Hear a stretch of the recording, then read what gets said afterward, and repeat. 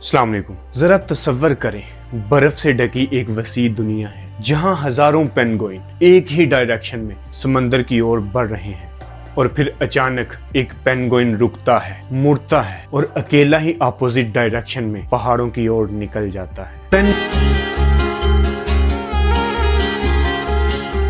Penguin का ये रास्ता समंदर का रास्ता नहीं था, बल्कि ये मौत का रास्ता था। लेकिन सवाल एक है कि वो ऐसा क्यों करता है? He's heading towards certain death. But why?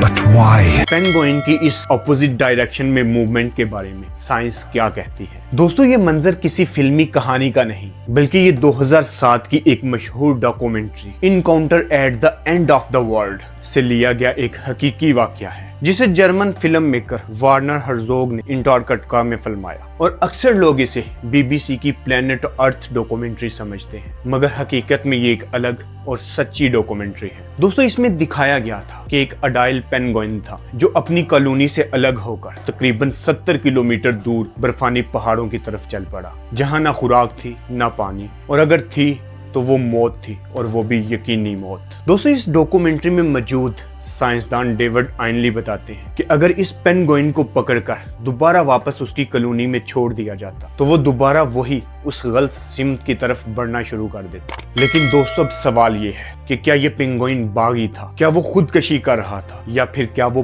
पागल था? दोस्तों, साइंस इसका जवाब किसी और तरह से देती है। वो इसकी 5 मेन रीजंस बताती है। दोस्तों, साइंस इसकी सबसे पहली मेन वजह बताती है नेविगेशन की गलती। साइंस बताती है कि पेंगुइन अपना सफर सूरज की रोशनी, मकनातीसी मैदान और अपनी याददाश्त की मदद से अपना रास्ता पहचानते हैं। लेकिन कभी कभार बर्फानी तूफान या मैग्नेटिक फील्ड में तब्दीली की वजह से ये अपना रास्ता भूल जाते हैं, जो उन्हें किसी गलत सिमत में ले जाते हैं। दोस्तों, साइंस इसकी दूसरी वजह ये बताती है कि जो पेंगुइन अपने ग्रोह से अलहदा होकर अलग डायरेक्शन में जाता है, वो कम उम्र होता है और अपने ग्रोह के साथ पहली दफा सफर कर रहा होता है, और उसे हिजरत का तजर्बा ना होने की वजह से वो अपने ग्रुप से अलग हो जाता है और किसी अलग डायरेक्शन में जाना शुरू कर देता है। दोस्तों, साइंस इसकी तीसरी वजह खुराक की तलाश बताती है। अगर खुराक कम हो तो पेंगुइन मछली या क्रेल की खुशबू के पीछे चल पड़ते हैं, ख्वाह उनको अपने झुंड से अलग ही क्यों ना होना पड़े, और चाहे वो रास्ता कितना ही खतरनाक क्यों ना हो। दोस्तों, साइंस इसकी चौथी वजह ये बताती है कि अगर कोई पेंगुइन जख्मी हो तो वो अपने झुंड के साथ अपनी रफ्तार बराबर नहीं रख पाता, जिसकी वजह से वो अपने ग्रुप से अलग हो जाता है और किसी अलग सिमत में जाना शुरू हो जाता है। और नेचुरली उस जख्मी पेंगुइन का ये अमल पूरी कॉलोनी की बका के लिए फायदेमंद समझा जाता है। दोस्तों, साइंस इसकी 5वीं वजह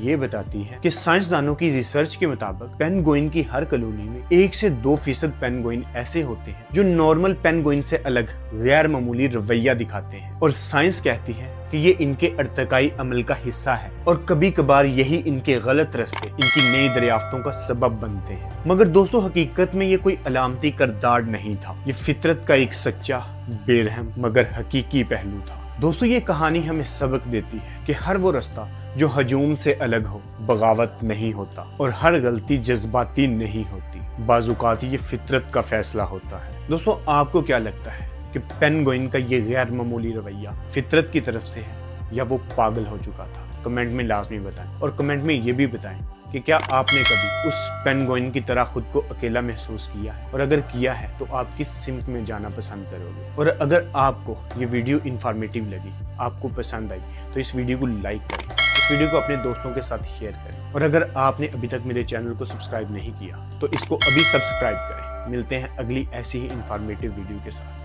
तब तक अपना बहुत सारा ख्याल रखिए। अल्लाह हाफिज।